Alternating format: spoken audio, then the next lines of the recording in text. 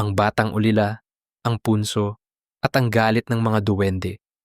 Bago tayo magsimula, maaari bang pasubscribe ng aking YouTube channel, Miss Cyrus Story. Salamat. Sa isang baryong halos nakalimutan na ng mundo, may isang batang ulila na nagngangalang Thomas. Wala na siyang ama't ina. Ang tanging naiwan sa kanya ay isang sirang kubo at alaala ng mga gabing gutom.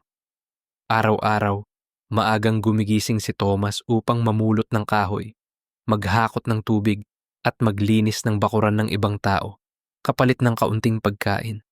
Madalas, inaabot siya ng gabi na walang laman ang tiyan, ngunit hindi siya kailanman nagnakaw.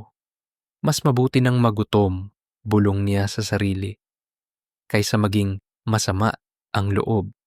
Sa parehong baryo, nakatira si Mang Roldan, isang mayamang magsasaka na walang kabusugan. Kasama niya ang anak niyang si Berto, na mas masahol pa ang ugali. Sila ang nangaagaw ng lupa, nanlalamang sa may hirap na nunuya kay Thomas.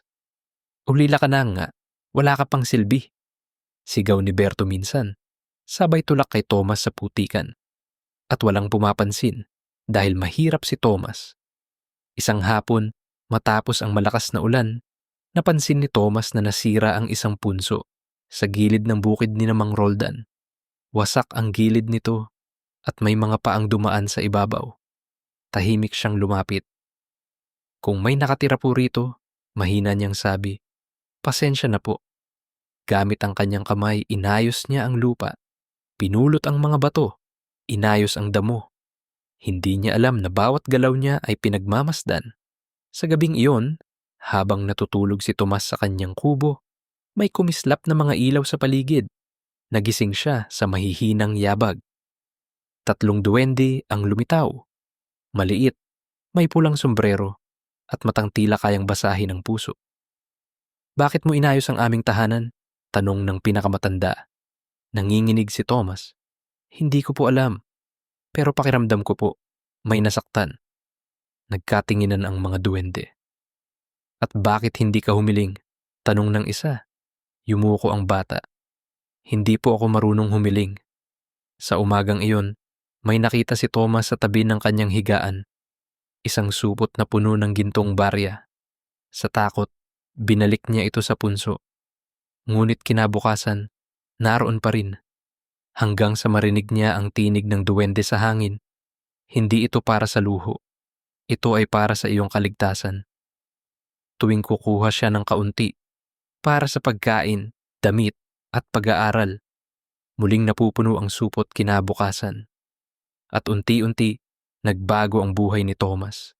Napansin ni Mang Roldan at Berto ang pagbabago. "Imposible!" sigaw ni Berto. "May tinatago yang batang yan." Sinundan nila si Thomas at nakita ang punso. "Diyan galing ang yaman," bulong ni Mang Roldan. "At sa atin dapat yan." Isang gabi, dala ang pala at galit, hinukay nila ang punso. Walang paumanhin, walang paggalang. Biglang umitim ang langit, humangin ng napakalakas. At mula sa lupa, lumabas ang galit na mga duwende. Mas marami, mas malalaki, at mas mabigat ang presensya. "Hindi namin ipinagkakait ang yaman," sigaw ng pinuno ng mga duwende. "Ngunit kinukuha namin ito sa mga hindi marunong rumespeto." Sa isang kisap mata, natuyo ang mga lupa ni Mang Roldan. Nawala ang kanilang ginto, iniwan sila ng mga tao. Hindi sila namatay. Mas masahol pa, nabuhay silang walang-wala. Si Thomas ay inilayo ng mga duwende. "Pwede kang manatili sa yaman," sabi nila, "o mamuhay bilang tao, ngunit hindi na muling magugutom." Pinili ni Thomas ang ikalawa. Kinabukasan, nawala ang supot, ngunit nanatili ang kanyang bahay, edukasyon at kabutihan. Si Thomas ay lumaking mabuting tao. Hindi siya naging pinakamayaman, pero siya ang pinakaiginagalang, at ang punso nanatiling buo dahil natutunan ng baryo ang katotohanan. Ang biglang yaman ay para lamang sa pusong marunong magpakumbaba, at ang duwende ay hindi nagbibigay. Sila ay sumusubok